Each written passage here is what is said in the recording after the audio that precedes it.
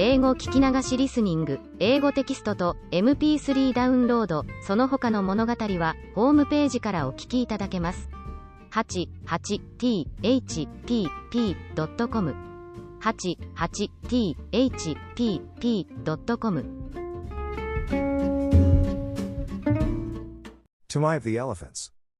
I will remember what I was, I am sick of rope and chain, I will remember my old strength and all my forest affairs. I will not sell my back to man for a bundle of sugarcane, I will go out to my own kind, and the woodfolk in their lairs.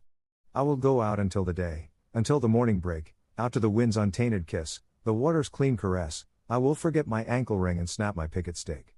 I will revisit my lost loves, and playmates masterless.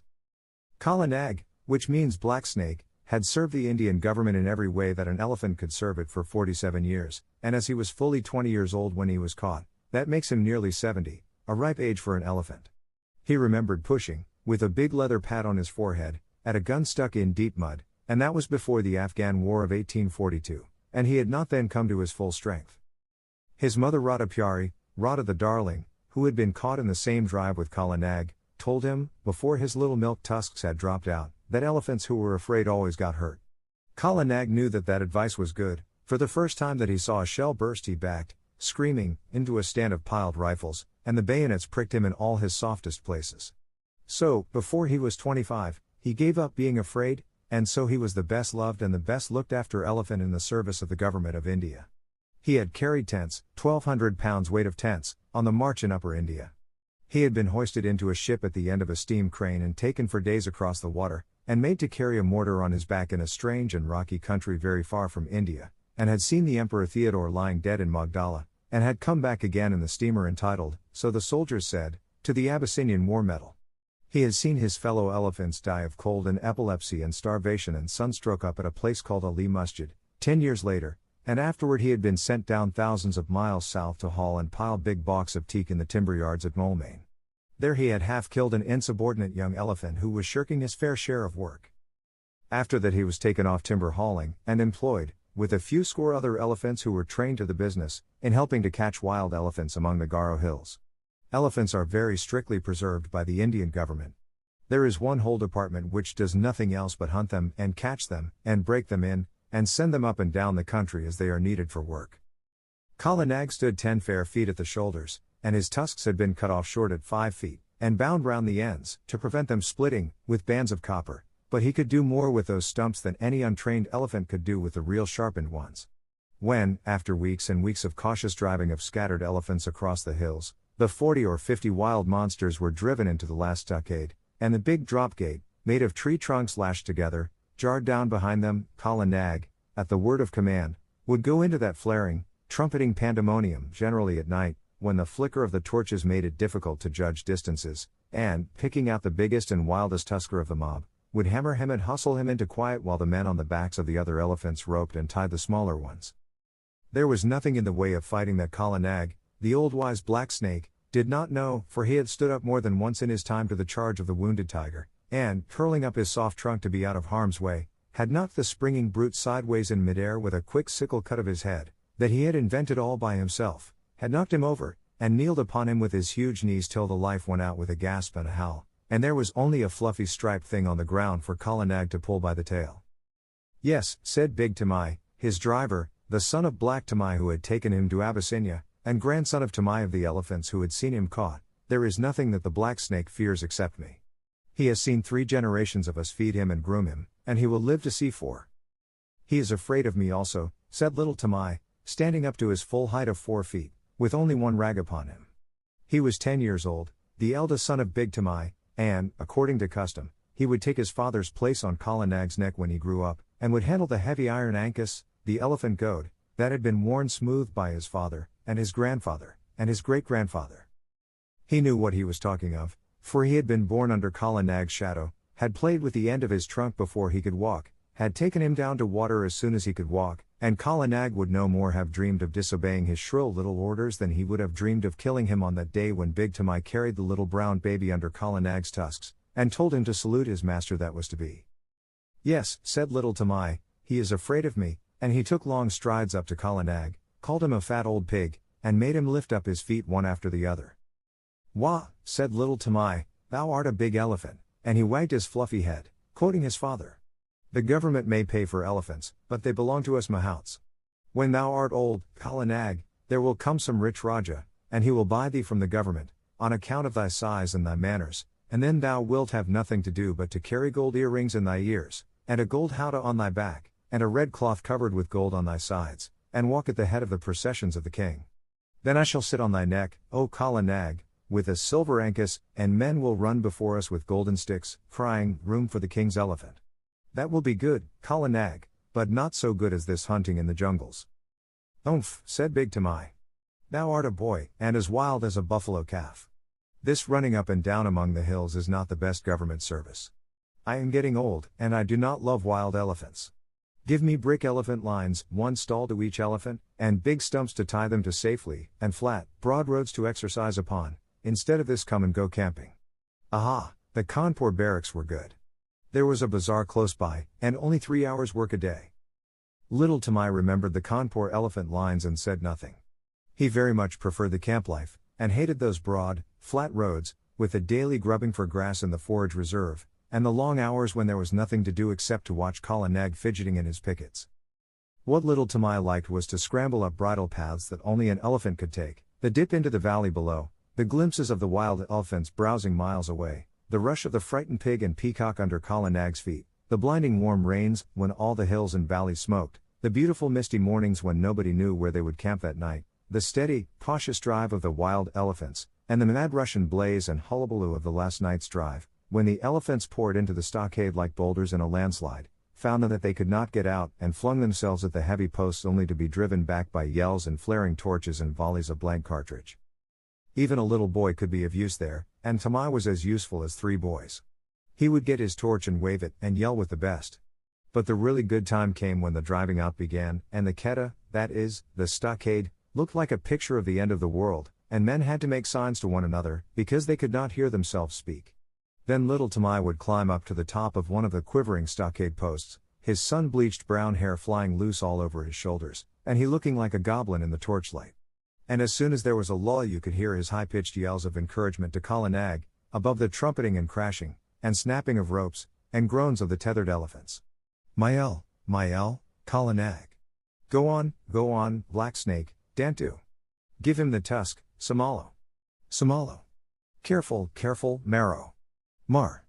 Hit him, mind the post. Ar. Hi. Yai. Kia ah. He would shout, and the big fight between Kala Nag and the wild elephant would sway to and fro across the keta, and the old elephant catchers would wipe the sweat out of their eyes, and find time to nod to little Tamai wriggling with joy on the top of the posts. He did more than wriggle.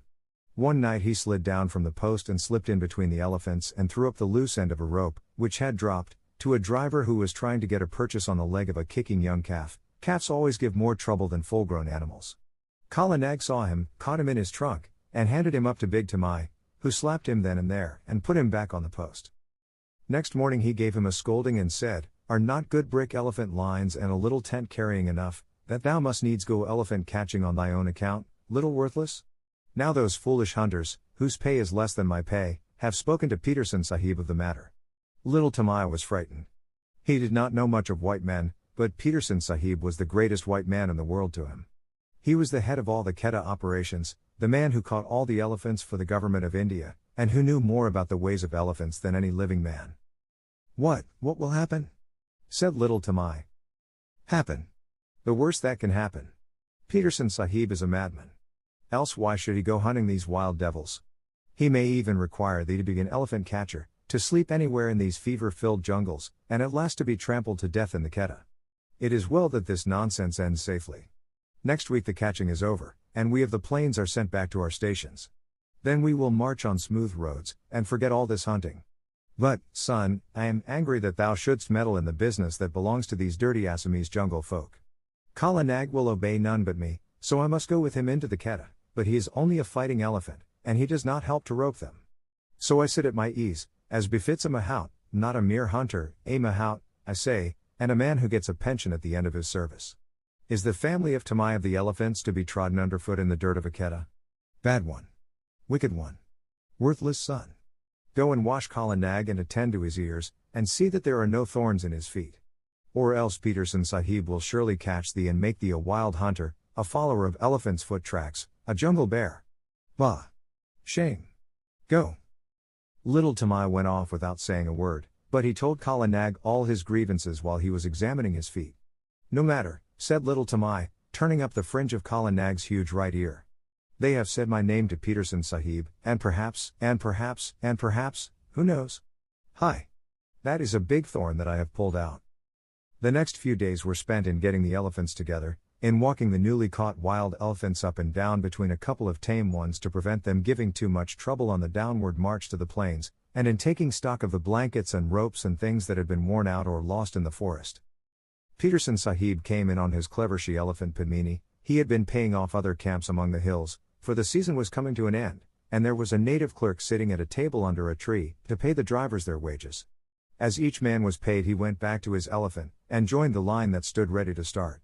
The catchers, and hunters, and beaters, the men of the regular Quetta, who stayed in the jungle year in and year out, sat on the backs of the elephants that belonged to Peterson Sahib's permanent force, or leaned against the trees with their guns across their arms, and made fun of the drivers who were going away, and laughed when the newly caught elephants broke the line and ran about. Big Tamai went up to the clerk with Little Tamai behind him, and Machua Appa, the head tracker, said in an undertone to a friend of his, "There goes one piece of good elephant stuff at least. 'Tis a pity to send that young jungle cock to molt in the plains." Now Peterson Sahib had ears all over him, as a man must have who listens to the most silent of all living things, the wild elephant. He turned where he was lying all along on Padmini's back and said, "What is that? I did not know of a man among the plains drivers who had wit enough to rope even a dead elephant. This is not a man, but a boy. He went into the Quetta at the last drive, and threw Burmau there the rope, when we were trying to get that young calf with the blotch on his shoulder away from his mother." Machua Appa pointed at Little Tamai, and Peterson Sahib looked, and Little Tamai bowed to the earth. "He throw a rope? He is smaller than a picket pin."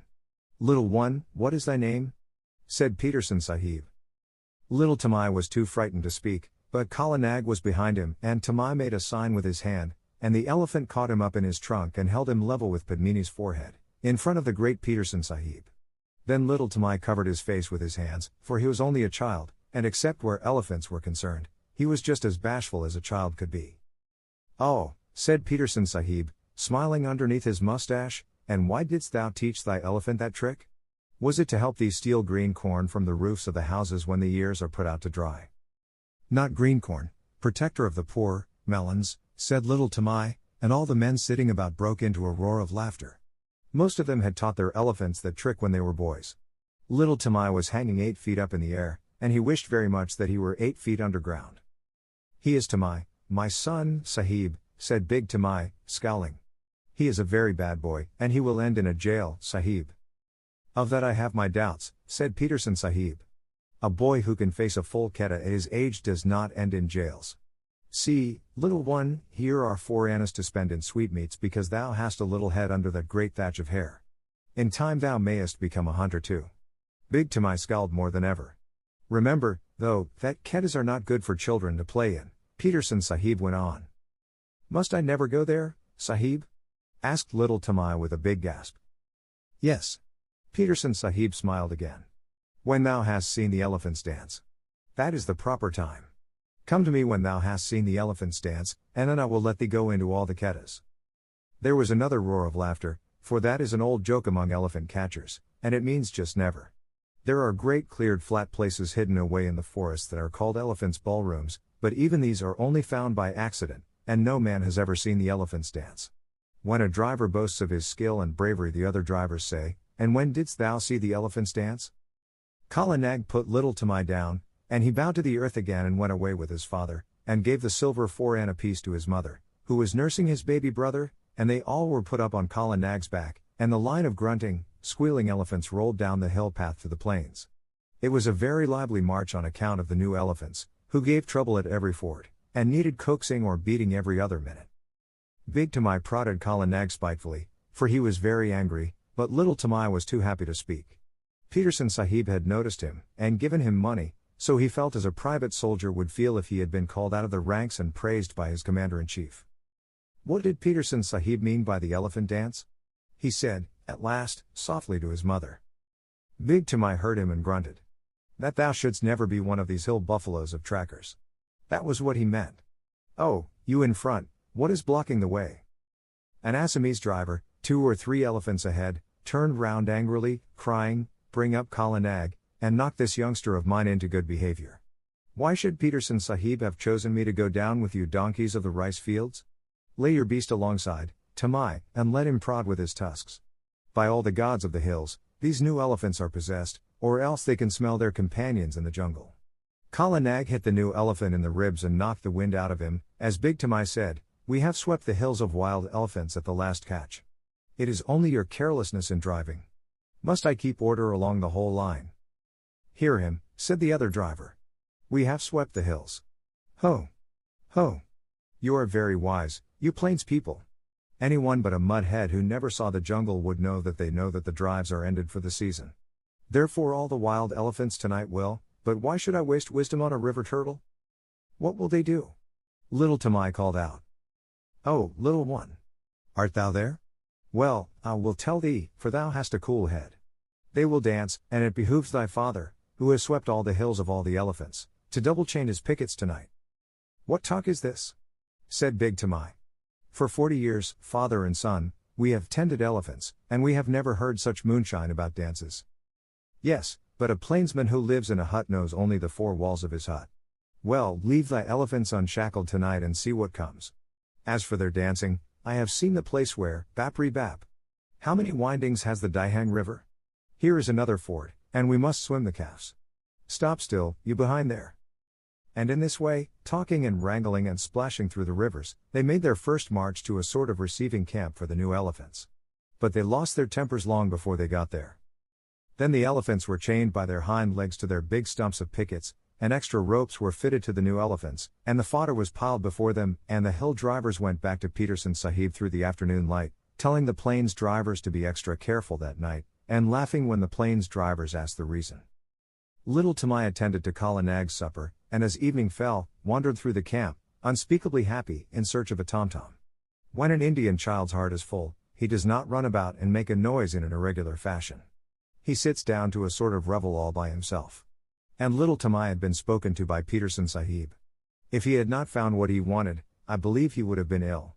But the sweetmeat seller in the camp lent him a little tom-tom, a drum beaten with the flat of the hand, and he sat down, cross-legged, before Kala Nag as the stars began to come out, the tom-tom in his lap, and he thumped and he thumped and he thumped, and the more he thought of the great honor that had been done to him, the more he thumped, all alone among the elephant fodder. There was no tune and no words, but the thumping made him happy.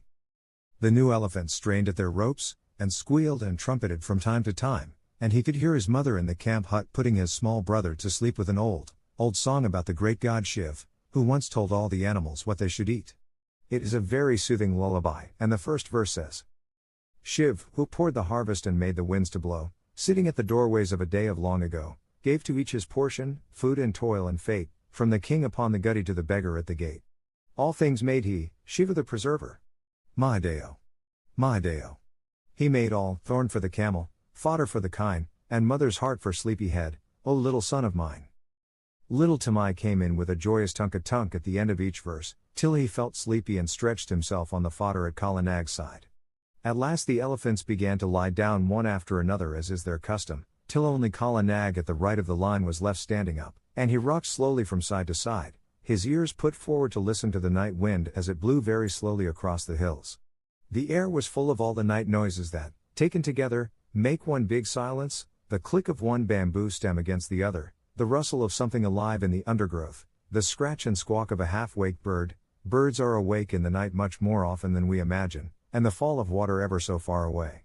Little Tamai slept for some time, and when he waked it was brilliant moonlight, and Kala Nag was still standing up with his ears cocked. Little Tamai turned, rustling in the fodder, and watched the curve of his big back against half the stars in heaven, and while he watched he heard, so far away that it sounded no more than a pinhole of noise pricked through the stillness, the hoot-toot of a wild elephant. All the elephants in the lines jumped up as if they had been shot, and their grunts at last waked the sleeping mahouts, and they came out and drove in the picket pegs with big mallets, and tightened this rope and knotted that till all was quiet. One new elephant had nearly grubbed up his picket, and Big Tamai took off Kala Nag's leg chain and shackled that elephant forefoot to hind foot, but slipped a loop of grass string round Kala Nag's leg, and told him to remember that he was tied fast. He knew that he and his father and his grandfather had done the very same thing hundreds of times before. Kala Nag did not answer to the order by gurgling, as he usually did. He stood still, looking out across the moonlight, his head a little raised and his ears spread like fans, up to the great folds of the Garo hills. "Tend to him if he grows restless in the night," said Big Tamai to Little Tamai, and he went into the hut and slept. Little Tamai was just going to sleep, too, when he heard the coir string snap with a little tang, and Kala Nag rolled out of his pickets as slowly and as silently as a cloud rolls out of the mouth of a valley. Little Tamai pattered after him, barefooted, down the road in the moonlight, calling under his breath, "Kala Nag! Kala Nag! Take me with you, oh Kala Nag!" The elephant turned, without a sound, took 3 strides back to the boy in the moonlight, put down his trunk, swung him up to his neck, and almost before Little Tamai had settled his knees, slipped into the forest. There was one blast of furious trumpeting from the lines, and then the silence shut down on everything, and Kala Nag began to move.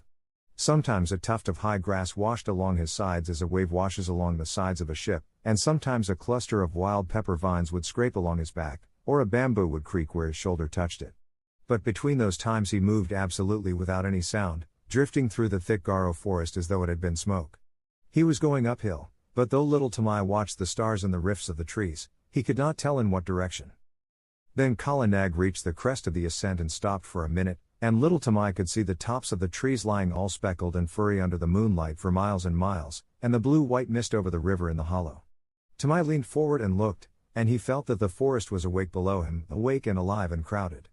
A big brown fruit-eating bat brushed past his ear, a porcupine's quills rattled in the thicket, and in the darkness between the tree stems he heard a hog bear digging hard in the moist warm earth, and snuffing as it digged. Then the branches closed over his head again, and Kala Nag began to go down into the valley, not quietly this time, but as a runaway gun goes down a steep bank, in one rush. The huge limbs moved as steadily as pistons, 8 feet to each stride, and the wrinkled skin of the elbow points rustled. The undergrowth on either side of him ripped with a noise like torn canvas, and the saplings that he heaved away right and left with his shoulders sprang back again and banged him on the flank, and great trails of creepers, all matted together, hung from his tusks as he threw his head from side to side and plowed out his pathway.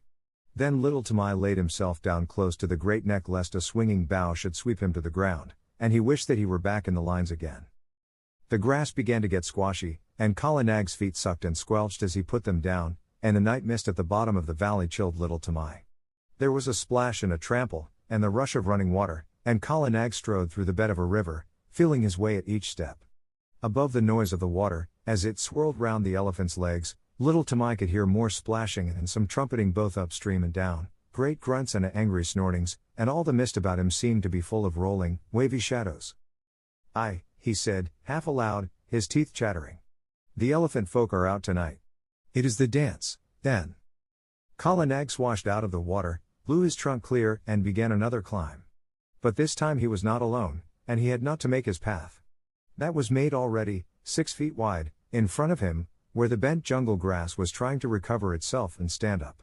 Many elephants must have gone that way only a few minutes before. Little Tamai looked back, and behind him a great wild tusker with his little pig's eyes glowing like hot coals was just lifting himself out of the misty river. Then the trees closed up again, and they went on and up, with trumpetings and crashings, and the sound of breaking branches on every side of them.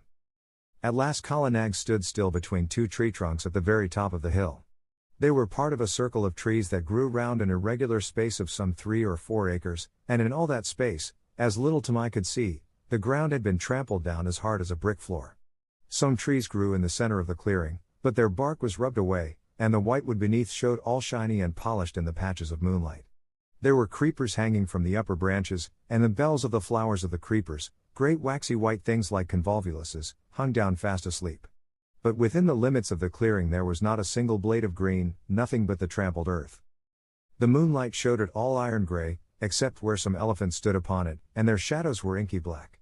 Little Tamai looked, holding his breath, with his eyes starting out of his head, and as he looked, more and more elephants swung out into the open from between the tree trunks. Little Tamai could only count up to 10, and he counted again and again on his fingers till he lost count of the tens, and his head began to swim. Outside the clearing he could hear them crashing in the undergrowth as they worked their way up the hillside, but as soon as they were within the circle of the tree trunks they moved like ghosts. There were white-tusked wild males, with fallen leaves and nuts and twigs lying in the wrinkles of their necks and the folds of their ears, fat, slow-footed she-elephants, with restless, little pinky black calves only 3 or 4 feet high running under their stomachs, young elephants with their tusks just beginning to show, and very proud of them, lanky, scraggy old mate elephants, with their hollow anxious faces, and trunks like rough bark, savage old bull elephants, scarred from shoulder to flank with great wheals and cuts of bygone fights, and the caked dirt of their solitary mud baths dropping from their shoulders, and there was one with a broken tusk and the marks of the full stroke, the terrible drawing scrape, of a tiger's claws on his side. They were standing head to head, or walking to and fro across the ground in couples, or rocking and swaying all by themselves, scores and scores of elephants. Tamai knew that so long as he lay still on Kala Nag's neck nothing would happen to him, for even in the rush and scramble of a keta drive a wild elephant does not reach up with his trunk and drag a man off the neck of a tame elephant. And these elephants were not thinking of men that night. Once they started and put their ears forward when they heard the chinking of a leg iron in the forest, but it was Padmini, Peterson Sahib's pet elephant, her chain snapped short off, grunting, snuffling up the hillside. She must have broken her pickets and come straight from Peterson Sahib's camp, and little Tamai saw another elephant, one that he did not know, with deep rope galls on his back and breast. He, too, must have run away from some camp in the hills about. At last there was no sound of any more elephants moving in the forest, and Kala Nag rolled out from his station between the trees and went into the middle of the crowd, clucking and gurgling, and all the elephants began to talk in their own tongue, and to move about. Still lying down, little Tamai looked down upon scores and scores of broadbacks, and wagging ears, and tossing trunks, and little rolling eyes. He heard the click of tusks as they crossed other tusks by accident, and the dry rustle of trunks twined together, and the chafing of enormous sides and shoulders in the crowd, and the incessant flick and hiss of the great tails. Then a cloud came over the moon, and he sat in black darkness. But the quiet, steady hustling and pushing and gurgling went on just the same. He knew that there were elephants all round Kala Nag, and that there was no chance of backing him out of the assembly, so he set his teeth and shivered. In a keta at least there was torchlight and shouting, but here he was all alone in the dark, and once a trunk came up and touched him on the knee. Then an elephant trumpeted, and they all took it up for 5 or 10 terrible seconds. The dew from the trees above spattered down like rain on the unseen backs, and a dull booming noise began, not very loud at first, and little Tamai could not tell what it was. But it grew, and Kala Nag lifted up one forefoot and then the other, and brought them down on the ground, 1, 2, 1, 2, as steadily as trip hammers. The elephants were stamping all together now, and it sounded like a war drum beaten at the mouth of a cave.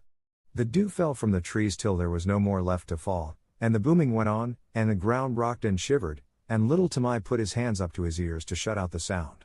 But it was all one gigantic jar that ran through him, this stamp of hundreds of heavy feet on the raw earth.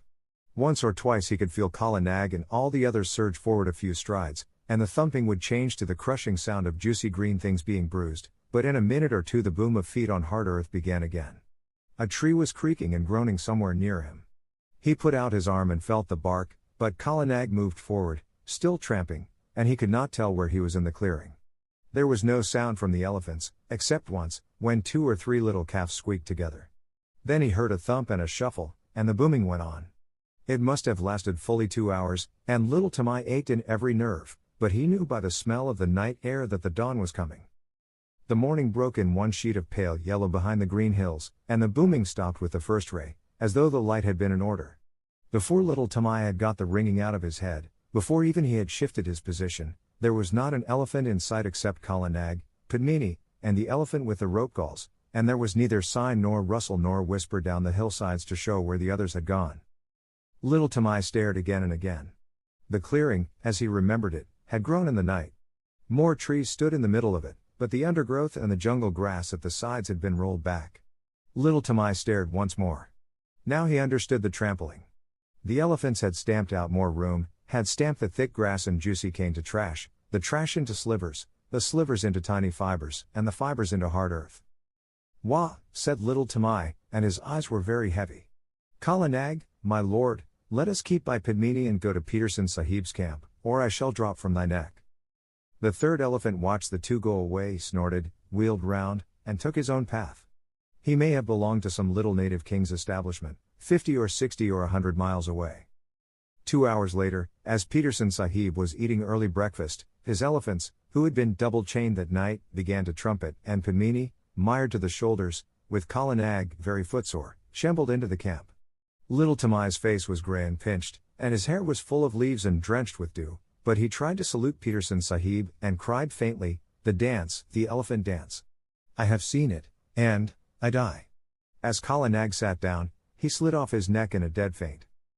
But, since native children have no nerves worth speaking of, in 2 hours he was lying very contentedly in Peterson Sahib's hammock with Peterson Sahib's shooting coat under his head, and a glass of warm milk, a little brandy, with a dash of quinine, inside of him, and while the old hairy, scarred hunters of the jungle sat 3 deep before him, looking at him as though he were a spirit, he told his tale in short words, as a child will, and wound up with. "Now, if I lie in one word, send men to see, and they will find that the elephant folk have trampled down more room in their dance room, and they will find 10 and 10, and many times 10, tracks leading to that dance room. They made more room with their feet. I have seen it. Kala Nag took me, and I saw. Also Kala Nag is very leg weary." Little Tamai lay back and slept all through the long afternoon and into the twilight, and while he slept Peterson Sahib and Machua Appa followed the track of the 2 elephants for 15 miles across the hills. Peterson Sahib had spent 18 years in catching elephants, and he had only once before found such a dance place. Machua Appa had no need to look twice at the clearing to see what had been done there, or to scratch with his toe in the packed, rammed earth. "The child speaks truth," said he. "All this was done last night, and I have counted 70 tracks crossing the river. See, Sahib, where Padmini's leg iron cut the bark of that tree. Yes, she was there too." They looked at one another and up and down, and they wondered. For the ways of elephants are beyond the wit of any man, black or white, to fathom. 40 years and 5, said Machua Appa, have I followed my lord, the elephant, but never have I heard that any child of man had seen what this child has seen. By all the gods of the hills, it is, what can we say? And he shook his head. When they got back to camp it was time for the evening meal. Peterson Sahib ate alone in his tent, but he gave orders that the camp should have 2 sheep and some fowls, as well as a double ration of flour and rice and salt, for he knew that there would be a feast. Big Tamai had come up hot-foot from the camp in the plains to search for his son and his elephant, and now that he had found them he looked at them as though he were afraid of them both. And there was a feast by the blazing campfires in front of the lines of picketed elephants, and little Tamai was the hero of it all. And the big brown elephant catchers, the trackers and drivers and ropers, and the men who know all the secrets of breaking the wildest elephants, passed him from one to the other, and they marked his forehead with blood from the breast of a newly killed jungle cock, to show that he was a forester, initiated and free of all the jungles. And at last, when the flames died down, and the red light of the logs made the elephants look as though they had been dipped in blood too, Machua Appa, the head of all the drivers of all the Kedas, Machua Appa, Peterson Sahib's other self, who had never seen a made road in 40 years, Machua Appa, who was so great that he had no other name than Machua Appa, leapt to his feet, with little Tamai held high in the air above his head, and shouted, "Listen, my brothers. Listen, too, you my lords in the lines there, for I, Machua Appa, am speaking. This little one shall no more be called little Tamai, but Tamai of the elephants, as his great-grandfather was called before him. What never man has seen he has seen through the long night, and the favor of the elephant folk and of the gods of the jungles is with him. He shall become a great tracker. He shall become greater than I, even I, Machua Appa. He shall follow the new trail, and the stale trail, and the mixed trail, with a clear eye. He shall take no harm in the Keda when he runs under their bellies to rope the wild tuskers, and if he slips before the feet of the charging bull elephant, the bull elephant shall know who he is and shall not crush him. Hi. My lords in the chains," he whirled up the line of pickets, "here is the little one that has seen your dances in your hidden places, the sight that never man saw. Give him honor, my lords. Salam Karo, my children. Make your salute to Tamai of the elephants. Gunga Pershid, aha. Hiraguj, Birchiguj, Qatar Guj, aha. Padmini, thou hast seen him at the dance, and thou too, Kala Nag, my pearl among elephants. Aha. Together. To Tamai of the elephants. Vahow." And at that last wild yell the whole line flung up their trunks till the tips touched their foreheads, and broke out into the full salute, the crashing trumpet peal that only the Viceroy of India hears, the Salamat of the Keda. But it was all for the sake of little Tamai, who had seen what never man had seen before, the dance of the elephants at night and alone in the heart of the Garo Hills. Shiv and the Grasshopper. The song that Tamai's mother sang to the baby, Shiv, who poured the harvest and made the winds to blow, sitting at the doorways of a day of long ago, gave to each his portion, food and toil and fate, from the king upon the gutty to the beggar at the gate. All things made he, Shiva the preserver. Mahadeo. Mahadeo. He made all, thorn for the camel, fodder for the kine, and mother's heart for sleepy head, O little son of mine. Wheat he gave to rich folk, millet to the poor, broken scraps for holy men that beg from door to door, battle to the tiger, carrion to the kite, and rags and bones to wicked wolves without the wall at night. Naught he found too lofty, none he saw too low, Parvati beside him watched them come and go, thought to cheat her husband, turning Shiv to jest, stole the little grasshopper and hid it in her breast. So she tricked him, Shiva the preserver. Mahadeo. Mahadeo. Turn and see. Tall are the camels, heavy are the kine, but this was least of little things, O little son of mine. When the dole was ended, laughingly she said, Master, of a million mouths, is not one unfed? Laughing, Shiv made answer, all have had their part, even he, the little one, hidden neath thy heart. From her breast she plucked it, Parvati the thief, saw the least of little things not a new-grown leaf. Saw and feared and wondered, making prayer to Shiv, who hath surely given me to all that live. All things made he, Shiva the preserver. Mahadeo. Mahadeo. He made all, thorn for the camel, fodder for the kine, and mother's heart for sleepy head, O little son of mine. Her Majesty's servants. You can work it out by fractions or by simple rule of 3, but the way of Tweedledum is not the way of Tweedledee. You can twist it, you can turn it, you can plait it till you drop, but the way of Pilly-Winky's not the way of Winky Pop. It had been raining heavily for 1 whole month, raining on a camp of 30,000 men and thousands of camels, elephants, horses, bullocks, and mules all gathered together at a place called Rawalpindi, to be reviewed by the Viceroy of India. He was receiving a visit from the Emir of Afghanistan, a wild king of a very wild country. The Emir had brought with him for a bodyguard 800 men and horses who had never seen a camp or a locomotive before in their lives, savage men and savage horses from somewhere at the back of Central Asia. Every night a mob of these horses would be sure to break their hill ropes and stampede up and down the camp through the mud in the dark, or the camels would break loose and run about and fall over the ropes of the tents, and you can imagine how pleasant that was for men trying to go to sleep. My tent lay far away from the camel lines, and I thought it was safe. But one night a man popped his head in and shouted, "Get out, quick! They're coming! My tent's gone!" I knew who they were, so I put on my boots and waterproof and scuttled out into the slush. Little Vixen, my fox terrier, went out through the other side, and then there was a roaring and a grunting and bubbling, and I saw the tent cave in, as the pole snapped, and begin to dance about like a mad ghost. A camel had blundered into it, and wet and angry as I was, I could not help laughing. Then I ran on, because I did not know how many camels might have got loose, and before long I was out of sight of the camp, plowing my way through the mud. At last I fell over the tail end of a gun, and by that knew I was somewhere near the artillery lines where the cannon were stacked at night. As I did not want to plotter about any more in the drizzle and the dark, I put my waterproof over the muzzle of one gun, and made a sort of wigwam with 2 or 3 rammers that I found, and lay along the tail of another gun, wondering where Vixen had got to, and where I might be. Just as I was getting ready to go to sleep I heard a jingle of harness and a grunt, and a mule passed me shaking his wet ears. He belonged to a screw gun battery, for I could hear the rattle of the straps and rings and chains and things on his saddle pad. The screw guns are tiny little cannon made in 2 pieces, that are screwed together when the time comes to use them. They are taken up mountains, anywhere that a mule can find a road, and they are very useful for fighting in rocky country. Behind the mule there was a camel, with his big soft feet squelching and slipping in the mud, and his neck bobbing to and fro like a straight hen's. Luckily, I knew enough of beast language, not wild beast language, but camp beast language, of course, from the natives to know what he was saying. He must have been the one that flopped into my tent, for he called to the mule, "What shall I do? Where shall I go? I have fought with a white thing that waved, and it took a stick and hit me on the neck. That was my broken tent pole, and I was very glad to know it. Shall we run on?" "Oh, it was you," said the mule, "you and your friends, that have been disturbing the camp? All right. You'll be beaten for this in the morning. But I may as well give you something on account now."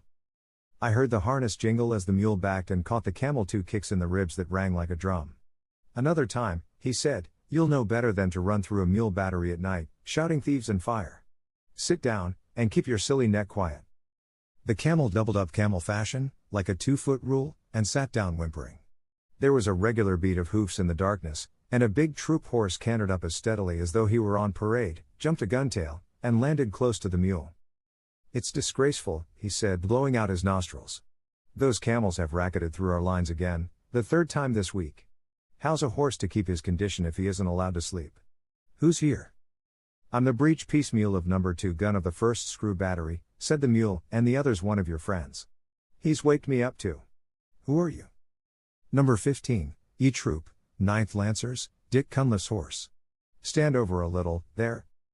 Oh, beg your pardon, said the mule. It's too dark to see much. Aren't these camels too sickening for anything? I walked out of my lines to get a little peace and quiet here. My lords, said the camel humbly, we dreamed bad dreams in the night, and we were very much afraid. I am only a baggage camel of the 39th Native Infantry, and I am not as brave as you are, my lords. Then why didn't you stay and carry baggage for the 39th Native Infantry, instead of running all round the camp? Said the mule. They were such very bad dreams, said the camel. I am sorry. Listen. What is that? Shall we run on again? Sit down, said the mule, or you'll snap your long stick legs between the guns. He cocked one ear and listened. Bullocks, he said. Gun bullocks. On my word, you and your friends have waked the camp very thoroughly. It takes a good deal of prodding to put up a gun bullock. I heard a chain dragging along the ground, and a yoke of the great sulky white bullocks that drag the heavy siege guns when the elephants won't go any nearer to the firing, came shouldering along together. And almost stepping on the chain was another battery mule, calling wildly for Billy. That's one of our recruits, said the old mule to the troop horse. He's calling for me. Here, youngster, stop squealing. The dark never hurt anybody yet. The gun bullocks lay down together and began chewing the cud, but the young mule huddled close to Billy. Things, he said. Fearful and horrible, Billy. They came into our lines while we were asleep. Do you think they'll kill us? I've a very great mind to give you a number 1 kicking, said Billy. The idea of a 14-hand mule with your training disgracing the battery before this gentleman. Gently, gently, said the troop horse. Remember they are always like this to begin with. The first time I ever saw a man, it was in Australia when I was a 3-year-old, I ran for half a day, and if I'd seen a camel, I should have been running still. Nearly all our horses for the English cavalry are brought to India from Australia, and are broken in by the troopers themselves. True enough, said Billy. Stop shaking, youngster. The first time they put the full harness with all its chains on my back, I stood on my forelegs and kicked every bit of it off. I hadn't learned the real science of kicking then, but the battery said they had never seen anything like it. But this wasn't harness or anything that jingled, said the young mule. You know I don't mind that now, Billy. It was things like trees, and they fell up and down the lines and bubbled, and my head rope broke, and I couldn't find my driver, and I couldn't find you, Billy, so I ran off with these gentlemen. Said Billy. As soon as I heard the camels were loose, I came away on my own account. When a battery, a screw gun mule calls gun bullocks gentlemen, he must be very badly shaken up.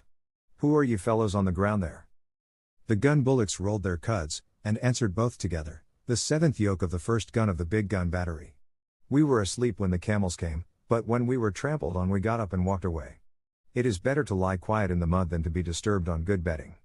We told your friend here that there was nothing to be afraid of, but he knew so much that he thought otherwise. Wah! They went on chewing. That comes of being afraid, said Billy. You get laughed at by gun bullocks. I hope you like it, young un. The young mule's teeth snapped, and I heard him say something about not being afraid of any beefy old bullock in the world. But the bullocks only clicked their horns together and went on chewing. Now, don't be angry after you've been afraid. That's the worst kind of cowardice, said the troop horse. Anybody can be forgiven for being scared in the night, I think, if they see things they don't understand. We've broken out of our pickets, again and again, 450 of us, just because a new recruit got to telling tales of whip snakes at home in Australia till we were scared to death of the loose ends of our head ropes. That's all very well in camp, said Billy. I'm not above stampeding myself, for the fun of the thing, when I haven't been out for a day or two.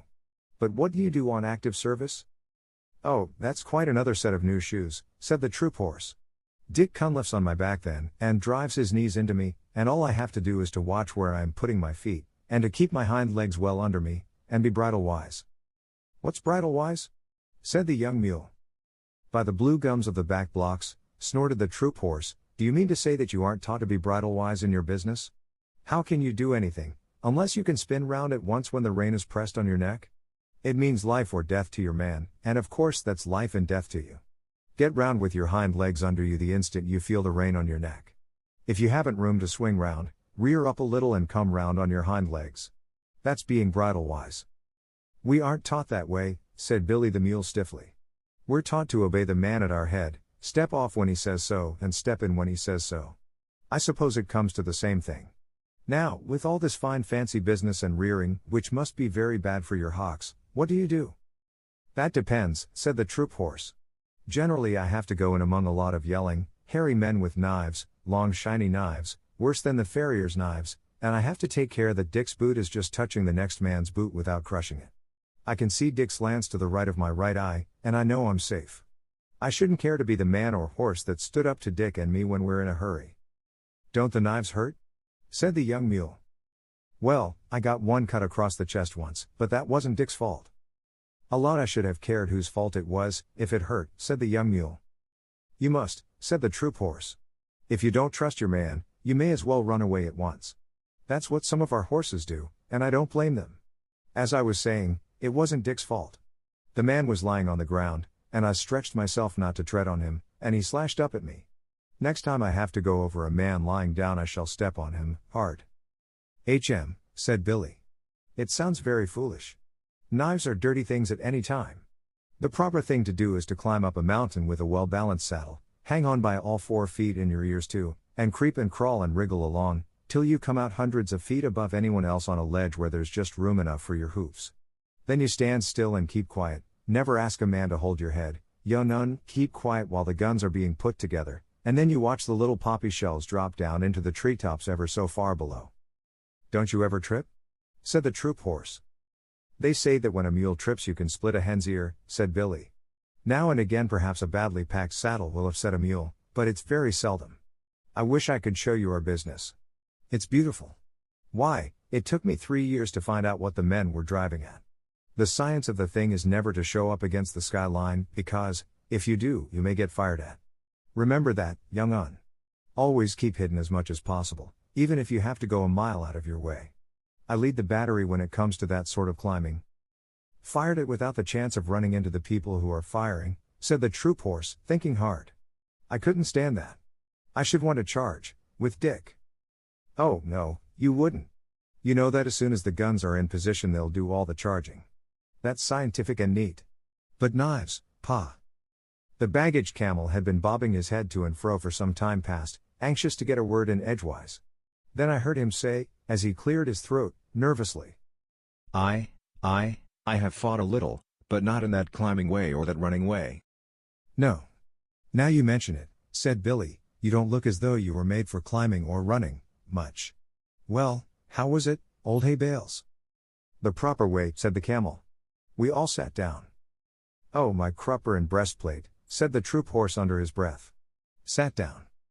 We sat down, 100 of us, the camel went on, in a big square, and the men piled our packs and saddles, outside the square, and they fired over our backs, the men did, on all sides of the square. What sort of men? Any men that came along? Said the troop horse. They teach us in riding school to lie down and let our masters fire across us, but Dick Cunliffe is the only man I'd trust to do that. It tickles my girths, and, besides, I can't see with my head on the ground. What does it matter who fires across you? Said the camel. There are plenty of men and plenty of other camels close by, and a great many clouds of smoke. I am not frightened then. I sit still and wait. And yet, said Billy, you dream bad dreams and upset the camp at night. Well. Before I'd lie down, not to speak of sitting down, and let a man fire across me, my heels and his head would have something to say to each other. Did you ever hear anything so awful as that? There was a long silence, and then one of the gun bullocks lifted up his big head and said, This is very foolish indeed. There is only one way of fighting. Oh, go on, said Billy. Please don't mind me. I suppose you fellows fight standing on your tails. Only one way, said the two together. They must have been twins, this is that way. To put all 20 yoke of us to the big gun as soon as Two Tails trumpets. Two Tails is camp slang for the elephant. What is Two Tails trumpet for? Said the young mule. To show that he is not going any nearer to the smoke on the other side. Two Tails is a great coward. Then we tug the big gun all together, heya, hulla. Heya. Hulla. We do not climb like cats nor run like calves. We go across the level plain, 20 yoke of us, till we are unyoked again, and we graze while the big guns talk across the plain to some town with mud walls, and pieces of the wall fall out, and the dust goes up as though many cattle were coming home. Oh. And you choose that time for grazing? Said the young mule. That time or any other. Eating is always good. We eat till we are yoked up again and tug the gun back to where Two Tails is waiting for it. Sometimes there are big guns in the city that speak back, and some of us are killed, and then there is all the more grazing for those that are left. This is fate. Nonetheless, Two Tails is a great coward. That is the proper way to fight. We are brothers from Hapur. Our father was a sacred bull of Shiva. We have spoken. Well, I've certainly learned something tonight, said the troop horse. Do you gentlemen of the screw gun battery feel inclined to eat when you are being fired at with big guns and Two Tails is behind you? About as much as we feel inclined to sit down and let men sprawl all over us, or run into people with knives. I never heard such stuff. A mountain ledge, a well-balanced load, a driver you can trust to let you pick your own way, and I'm your mule. But, the other things, no, said Billy, with a stamp of his foot. Of course, said the troop horse, everyone is not made in the same way, and I can quite see that your family, on your father's side, would fail to understand a great many things. Never you mind my family on my father's side, said Billy angrily, for every mule hates to be reminded that his father was a donkey. My father was a southern gentleman, and he could pull down and bite and kick into rags every horse he came across. Remember that, you big brown Brumby. Brumby means wild horse without any breeding. Imagine the feelings of Sonol if a car horse called her a skate, and you can imagine how the Australian horse felt. I saw the white of his eye glitter in the dark. See here, you son of an imported Malaga jackass, he said between his teeth, I'd have you know that I'm related on my mother's side to Carbine, winner of the Melbourne Cup, and where I come from we aren't accustomed to being ridden over roughshod by any parrot-mouthed, pig-headed mule in a popgun pea-shooter battery. Are you ready? On your hind legs. Squealed Billy. They both reared up facing each other, and I was expecting a furious fight, when a gurgly, rumbly voice called out of the darkness to the right, Children, what are you fighting about there? Be quiet. Both beasts dropped down with a snort of disgust, for neither horse nor mule can bear to listen to an elephant's voice. It's Two Tails, said the troop horse. I can't stand him. A tail at each end isn't fair. My feelings exactly, said Billy, crowding into the troop horse for company. We're very alike in some things. I suppose we've inherited them from our mothers, said the troop horse. It's not worth quarreling about. Hi. Two Tails, are you tied up? Yes, said Two Tails, with a laugh all up his trunk. I'm picketed for the night. I've heard what you fellows have been saying. But don't be afraid. I'm not coming over. The bullocks and the camel said, half aloud, afraid of Two Tails, what nonsense. And the bullocks went on, we are sorry that you heard, but it is true. Two Tails, why are you afraid of the guns when they fire? Well, said Two Tails, rubbing one hind leg against the other, exactly like a little boy saying a poem, I don't quite know whether you'd understand. We don't, but we have to pull the guns, said the bullocks. I know it, and I know you are a good deal braver than you think you are. But it's different with me. My battery captain called me a pachydermatous anachronism the other day. That's another way of fighting, I suppose? Said Billy, who was recovering his spirits. You don't know what that means, of course, but I do. It means betwixt and between, and that is just where I am. I can see inside my head what will happen when a shell bursts, and you bullocks can't. I can, said the troop horse. At least a little bit. I try not to think about it. I can see more than you, and I do think about it. I know there's a great deal of me to take care of, and I know that nobody knows how to cure me when I'm sick. All they can do is to stop my driver's pay till I get well, and I can't trust my driver. Ah, said the troop horse. That explains it. I can trust Dick. You could put a whole regiment of Dicks on my back without making me feel any better. I know just enough to be uncomfortable, and not enough to go on in spite of it. We do not understand, said the bullocks. I know you don't. I'm not talking to you. You don't know what blood is. We do, said the bullocks. It is red stuff that soaks into the ground and smells. The troop horse gave a kick and a bound and a snort. Don't talk of it, he said. I can smell it now, just thinking of it. It makes me want to run, when I haven't Dick on my back. But it is not here, said the camel and the bullocks. Why are you so stupid? It's vile stuff, said Billy. I don't want to run, but I don't want to talk about it. There you are, said Two Tails, waving his tail to explain. Surely. Yes, we have been here all night, said the bullocks. Two Tails stamped his foot till the iron ring on it jingled. Oh, I'm not talking to you. You can't see inside your heads. No. We see out of our 4 eyes, said the bullocks. We see straight in front of us. If I could do that and nothing else, you wouldn't be needed to pull the big guns at all. If I was like my captain, he can see things inside his head before the firing begins, and he shakes all over, but he knows too much to run away. If I was like him, I could pull the guns. But if I were as wise as all that, I should never be here. I should be a king in the forest, as I used to be, sleeping half the day and bathing when I liked. I haven't had a good bath for a month. That's all very fine, said Billy. But giving a thing a long name doesn't make it any better. HSH, said the troop horse. I think I understand what Two Tails means. You'll understand better in a minute, said Two Tails angrily. Now you just explain to me why you don't like this. He began trumpeting furiously at the top of his trumpet. Stop that, said Billy and the troop horse together, and I could hear them stamp and shiver. An elephant's trumpeting is always nasty, especially on a dark night. I shan't stop, said Two Tails. Won't you explain that, please? HHRRMPH. RRRT. RRRMPH. Rah. Then he stopped suddenly, and I heard a little whimper in the dark, and knew that Vixen had found me at last. She knew as well as I did that if there is one thing in the world the elephant is more afraid of than another, it is a little barking dog. So she stopped to bully Two Tails in his pickets, and yapped round his big feet. Two Tails shuffled and squeaked. Go away, little dog, he said. Don't snuff at my ankles, or I'll kick at you. Good little dog, nice little doggy, then. Go home, you yelping little beast. Oh, why doesn't someone take her away? She'll bite me in a minute. Seems to me, said Billy to the troop horse, that our friend Two Tails is afraid of most things. Now, if I had a full meal for every dog I've kicked across the parade ground, I should be as fat as Two Tails nearly. I whistled, and Vixen ran up to me, muddy all over, and licked my nose, and told me a long tale about hunting for me all through the camp. I never let her know that I understood beast talk, or she would have taken all sorts of liberties. So I buttoned her into the breast of my overcoat, and Two Tails shuffled and stamped and growled to himself. Extraordinary. Most extraordinary, he said. It runs in our family. Now, where has that nasty little beast gone to? I heard him feeling about with his trunk. We all seem to be affected in various ways, he went on, blowing his nose. Now, you gentlemen were alarmed, I believe, when I trumpeted. Not alarmed, exactly, said the troop horse, but it made me feel as though I had hornets where my saddle ought to be. Don't begin again. I'm frightened of a little dog, and the camel here is frightened by bad dreams in the night. It is very lucky for us that we haven't all got to fight in the same way, said the troop horse. What I want to know, said the young mule, who had been quiet for a long time, what I want to know is, why we have to fight at all. Because we're told to, said the troop horse, with a snort of contempt.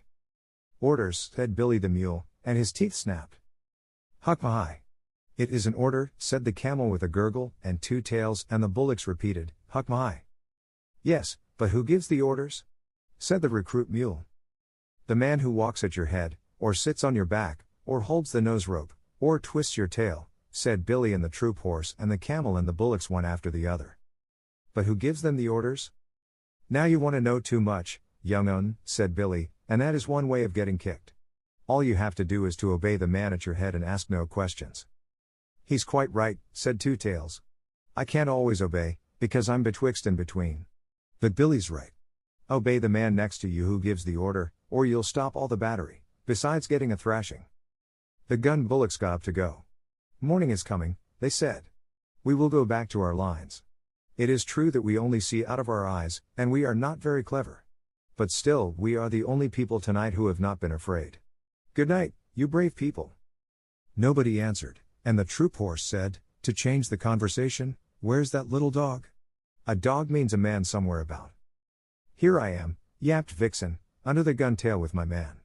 You big, blundering beast of a camel, you upset our tent. My man's very angry. Phew, said the bullocks. He must be white. Of course he is, said Vixen. Do you suppose I'm looked after by a black bullock driver? Hooah. Oak. Uck, said the bullocks. Let us get away quickly.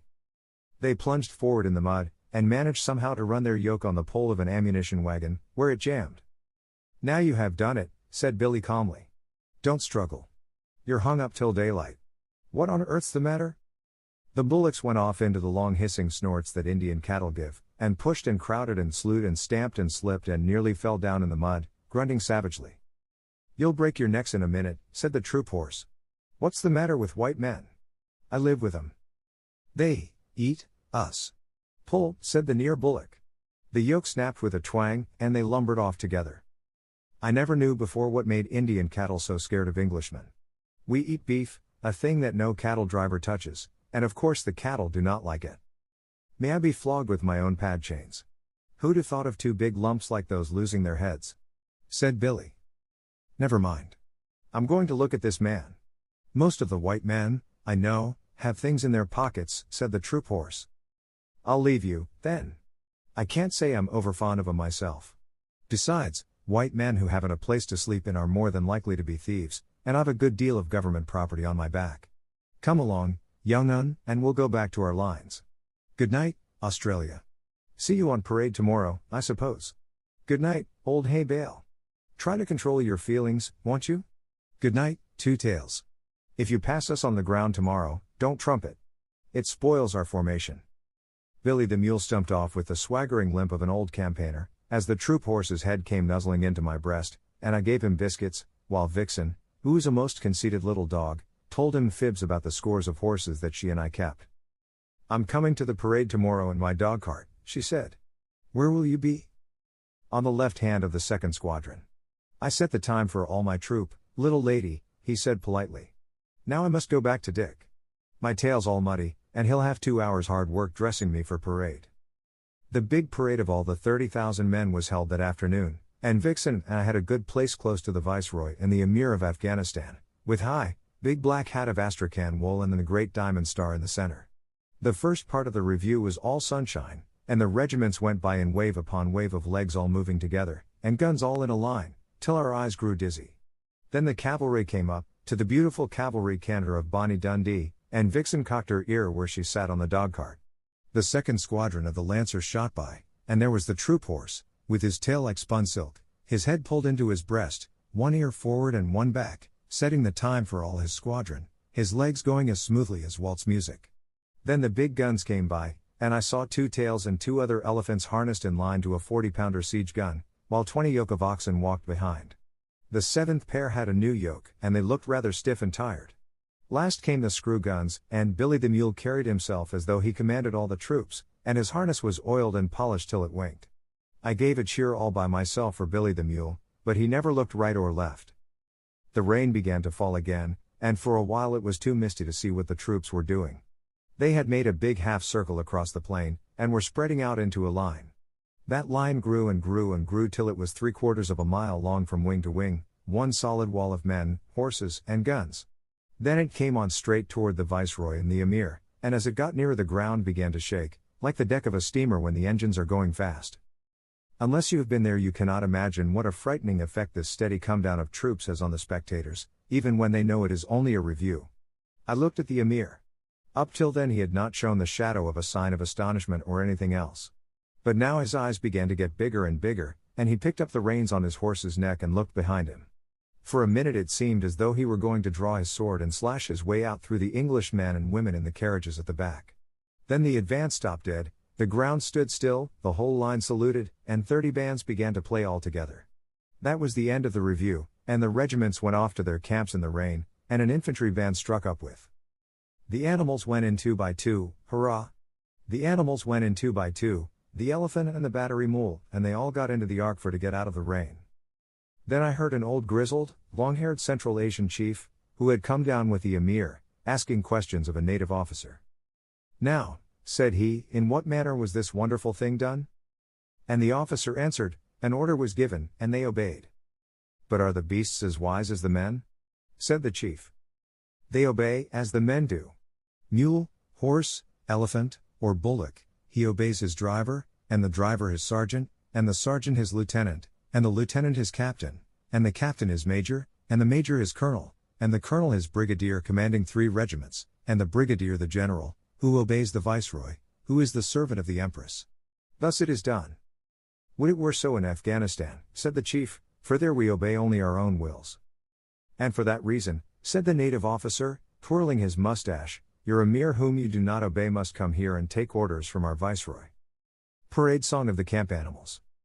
Elephants of the gun teams we lent to Alexander the strength of Hercules, the wisdom of our foreheads, the cunning of our knees, we bowed our necks to service, they ne'er were loosed again, make way there, way for the 10-foot teams of the 40-pounder train.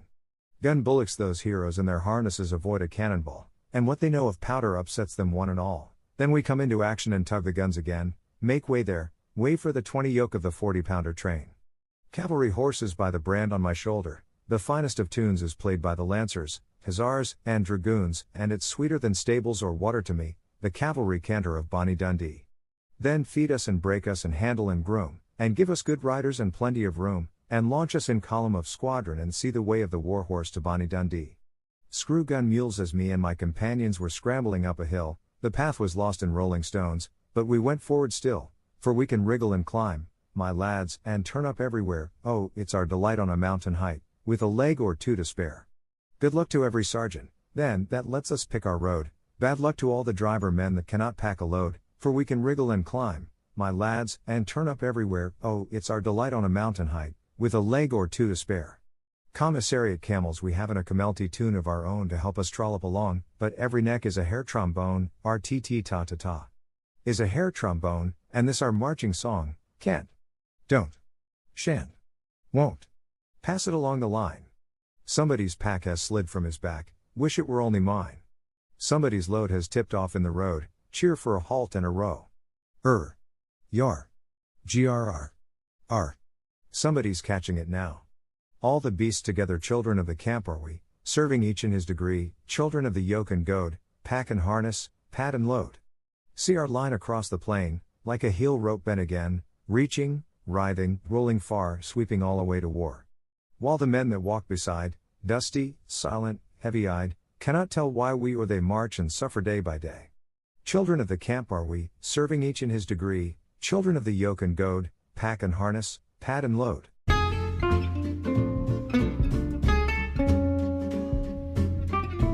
英語聞き流しリスニング、英語テキストと MP3 ダウンロード、その他の物語はホームページからお聞きいただけます。88thpp.com 88thpp.com